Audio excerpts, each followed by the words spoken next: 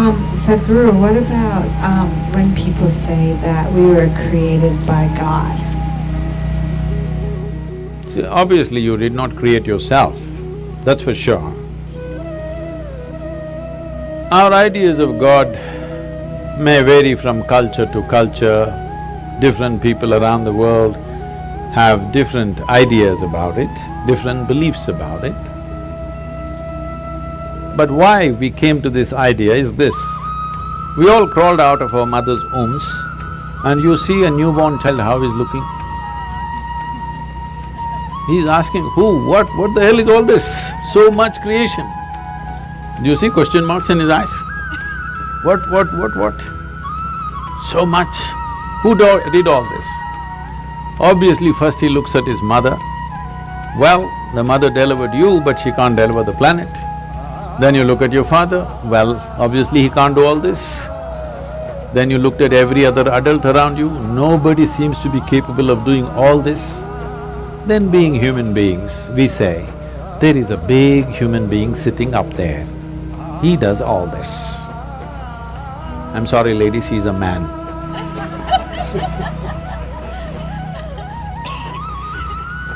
Because we are human, we are thinking a big human is up there. But it's a fact that we did not create this, isn't it? Neither this nor this. We did not create this, we meddled with it.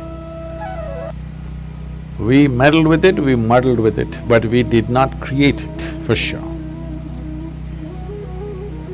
So we need an explanation. This is a choice you have. Do you need an explanation or are you willing to explore? If you explore, you will come to one kind of situation within yourself. If you come to agreement with some explanation that somebody gives you, the only choice is either to believe it or disbelieve it. If you believe it, you will become confident. It'll not bring any clarity, it'll bring you confidence. If you disbelieve it, you will be confused. If you're joyfully confused, it's very wonderful. But most people don't know how to handle their confusion joyfully. When they get confused, they make themselves miserable. But the most wonderful thing in human intelligence is to recognize what you do not know as you do not know. Everything that you do not know, you believe. This is a serious problem. We've done terrible things to each other simply because I believe this, you believe that. Continuing to do it even now, isn't it, across the world? Because I believe one thing and you believe something else. Now if I let you live, my belief will suffer. The best thing is you're dead. Yes because you believe something else is the truth and I believe something else is the truth, now both of us can't live in one place. We can pretend for some time. When it comes to real issues, we can't be in one place. Why is it it's so difficult? If you really have a working intelligence, you must be able to see what I do not know as I do not know, isn't it? Is it not very human and very wonderful to see what I do not know, what's the big deal about it? If you see I do not know is an immense possibility. Only when you see I do not know, the possibility of knowing becomes a reality. If you see I do not know, the longing to know, the seeking to know and the possibility of knowing becomes a living reality. Everything that you do not know, you believe. You have to be only among your kind. If you are with another kind of people, either they should not exist or you should not exist, that's all it'll lead to. So this is something that we have to come to, because human intelligence is at its best when it does not know.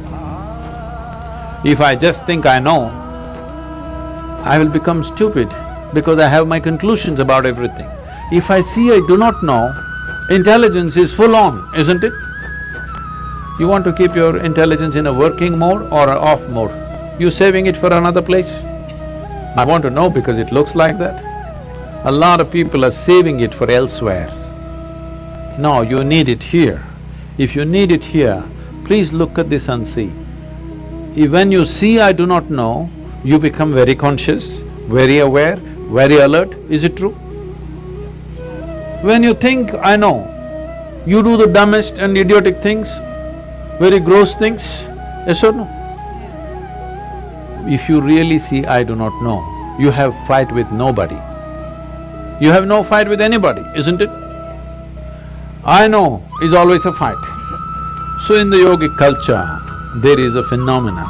I'm calling this a phenomena because today, this evening, you may not understand what I'm saying, but if you invest some time and energy, you will understand. We identify with our ignorance, never with our knowledge. Because it doesn't matter how much you know, if you read the libraries on the planet, still what you know is a minuscule in this existence, isn't it? Hello? But your ignorance is boundless, yes or no? So, if you're identified with your ignorance, you will be borderless, boundless human being. If you're identified with your knowledge, you will become a constipated human being. Constipated means it happens little by little. This is how life is happening right now. Little by little it is happening. It is not happening in a beautiful way. It is little by little. We have to strive to find one moment of joy somewhere. We have to do so many things to experience one moment of ecstasy. If you want to just live here, drenched with nameless ecstasies going on in every cell in your body, every moment of your life, then you must identify with your ignorance. You must come to terms with your ignorance. If you come to terms with your ignorance and pay enough attention, if you're ignorant, you naturally pay attention, isn't it? If you pay enough attention, you will see with all this scientific knowledge that we have, we still do not know one atom in its entirety. We know how to use them, we know how to break them, we know how to fuse them, we know how to make them explode, but we don't know what the hell it is even today, yes or no? So if you pay enough attention, you clearly realize you don't know a thing. Well, he asked that question, this is all I did. When I was just 4.5 years of age, I suddenly realized I don't know a thing. So if somebody gave me a glass of water, I'm just looking at the water because I do not know what is water. Well, I know how to use the water, but I don't know what it is. Even today you don't know what it is. If I find a leaf, I'm staring at it for 4 or 5 hours. If I sit up in my bed, I'm just staring at the darkness for the entire night. My dear father, being a physician, he started thinking I need psychiatric evaluation. So this boy is simply staring at something all the time. My problem is I look at this, I still don't know this, so I'm not able to shift my attention to anything else. If I look at this, I'm just looking at this because I've still not figured this out. So if you pay enough attention, this universe opens its doors only to those who pay enough attention. Whichever door has been opened for you in your life has opened because you paid attention to that dimension of life, yes or no? That's the only way it works. Now, if your attention is such, it is not seeking anything, but it's simply attentive, it pays attention to everything. It does not decide an elephant is more important than an ant, it just pays attention to everything because this is the nature of creation. If you look at an ant, have you paid enough attention to an ant ever? I spent a lot of time with them. Believe me, it's one of the finest machines on the planet. Yes or no? If you had a car like this, you know, you could do all the California deserts effortlessly. It's such a fine machine, it's not a simple thing. If you pay enough attention to the ant, you will realize whatever created this ant, it did not pay any less attention to the ant than it paid to you. Yes or no? Then who the hell are you to decide who should get more attention and less attention? It is just that you have to sharpen your ability to pay attention, not to any particular thing, to simply pay attention. If you pay enough attention, is it true this body, though you gave food from outside, this body was created from inside? Yes? So whatever is the source of creation must be functioning from within you, isn't it? Is it?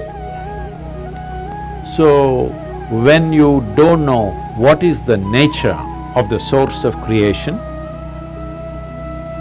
you may use in English language. In India we have many words. In this part of the world, you may call it God. It's just your explanation for the source of creation, isn't it?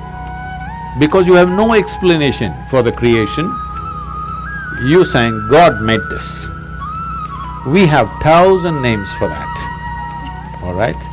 But fundamentally, we are trying to explain the source of creation. Is it true in your experience, the source of this life's creation is functioning from within you? If it's functioning from within you, if it's somewhere up there and you missed it, it's okay. If it's happening from within you and you missed it, isn't it a tragedy? Hello? If the source of creation is throbbing within you and you did not notice it, are you not a tragedy? So my entire life and work